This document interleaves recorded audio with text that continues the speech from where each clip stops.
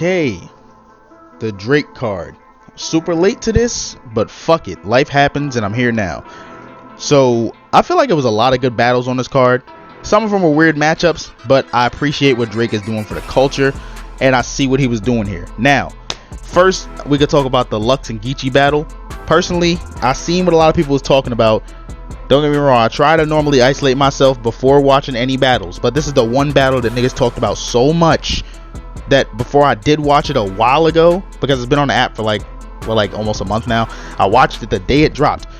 Before it even hit the app, people were saying that Lux got killed so much I could not avoid it. So I went into the battle already dreading, like, because I don't like watching body bags no matter who it is. Like, I like good battles. Like, I don't like watching people get killed.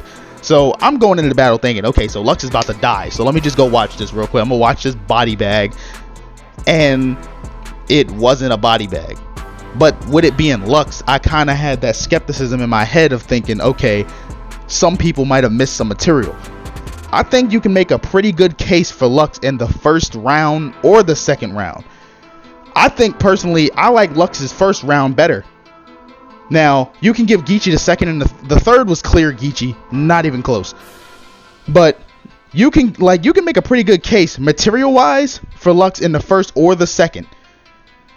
But it was not a body bag like everyone said. Everyone made it seem like Lux just laid down and died, didn't say anything the entire battle, like he was just muted and Geechi was just stomping all over him. That's not what happened.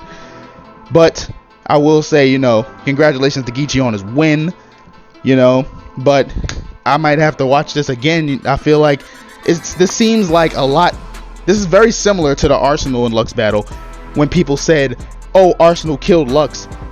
And then everyone started rewatching the battle, and then people started dropping the battle without the reactions, and everybody's perception changed. Then they started giving it to Lux, which I already knew that Lux beat Arsenal, because I feel like simple material wins on first watch because it's easy to catch. If you're catching bars, it's gonna impact you more when you're first watching it until you rewatch and start catching the shit the other guy says. Then you're gonna be like, oh, that's kind of a hard bar, but I missed it. But yeah, you could say Geechi 2-1 on that. Now, Romnidy versus Rex. This is another one of those battles where I believe people age differently in battle rap.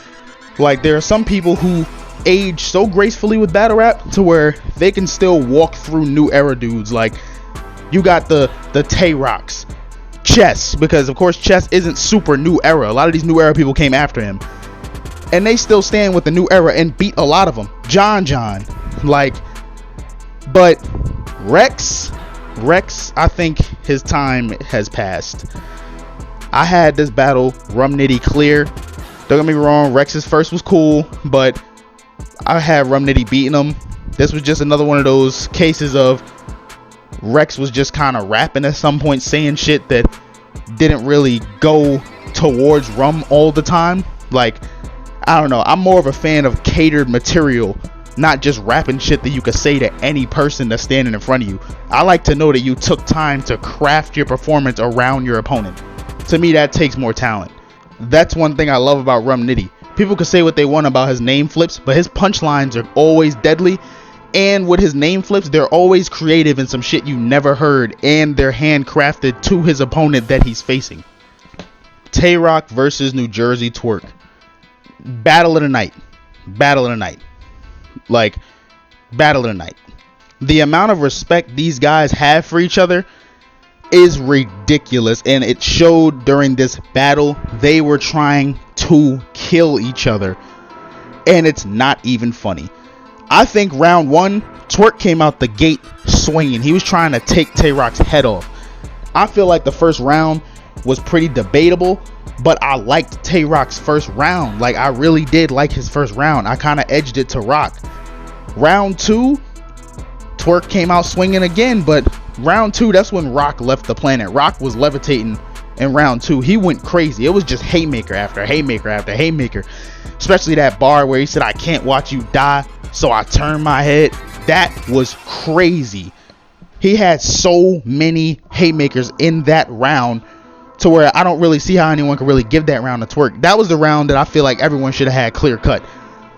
Round three, I feel like you could give that one to Twork. And I feel like round two, Twork felt like he lost that round because he was mad afterwards, saying that Twork rapped for mad long. And typically when somebody complains about that, I feel like they kind of got the feeling that like they just lost that round. I gave it to Rock 2-1 though. Sue Surf versus Calico. Now here's where we get into that catered material I was talking about. Yes, Sue Surf is very entertaining. Yes, Sue Surf is very electrifying. We all know this. This is nothing new. But to me, like, I don't know. I just feel like some of his material is based all around entertainment, and it can literally just be matched with any opponent. And I don't know. To me, that's not all that impressive. The thing that I always liked about Calico and that he stays true to, he crafts his material around his opponent. Don't get me wrong. Sometimes I don't like really when he gets into these little pockets of that street talk, that drug talk. I don't really like when he does that. But when he stays on message and takes an angle and actually drives it home, he can be a dangerous opponent.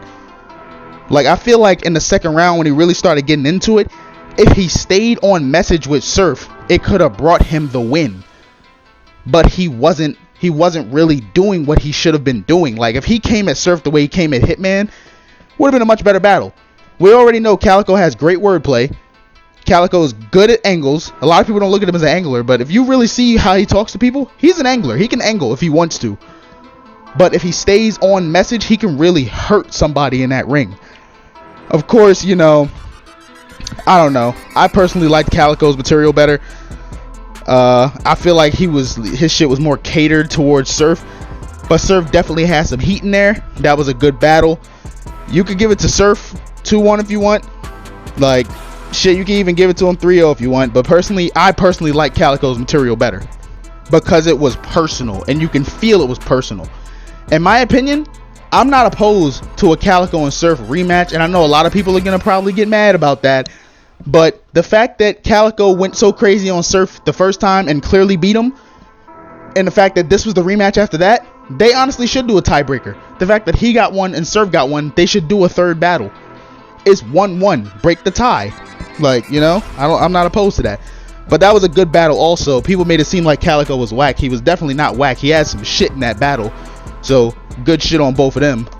I feel like the modern day battle rap culture, people focus more on like the shit being a movie than the actual material and the shit that's being said. And I feel like it shows, and honestly it's disappointing sometimes with things people say, because people will say things like, oh, that person's boring, but they can have some amazing material. But because I guess they're not painting a picture or making movies, as Surf would say, some people would say that that person is boring. That's one of the things that Danny Myers gets hit with, but he's one of the coldest people when it comes to actual bars. Like, that's why he's the bar god. He's nice with that. But since he's not the most entertaining person, he doesn't get his flowers as much as he deserves. But on to the next battle. Okay, Pat Stay versus Real Sick. Now, personally, you can make a case maybe for Pat Stay in the first round, but I personally feel like Real Sick took this battle like crystal clear.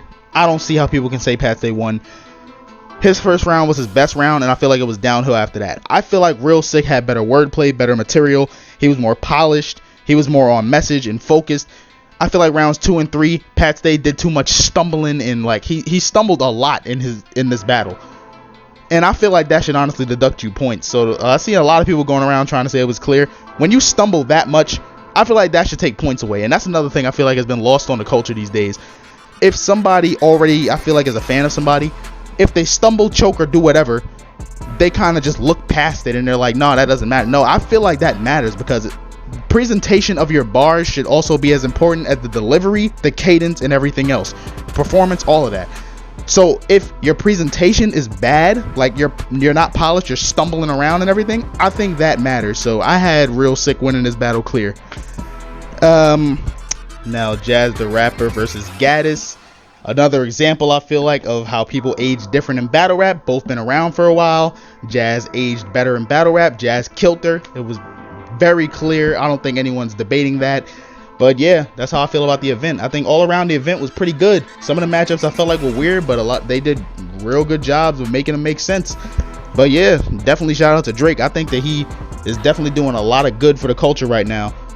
And yeah, I definitely want to see more events like this where they actually pick matchups that seem kind of random, because I honestly do get tired of the whole battle rap hierarchy where certain battlers won't even sneeze in the direction of other battlers, even if it would be a good battle, just because of, like, I guess, stock levels. If they feel like that person's beneath them. That shit honestly has always been corny to me. So I like when they do stuff like this, when someone might get a random big shot with a battler that people see is way above them, because who knows, they might do good, they might beat the nigga, and now that just made them a star. So that could do a lot of good for these battlers. So I want to see more of this.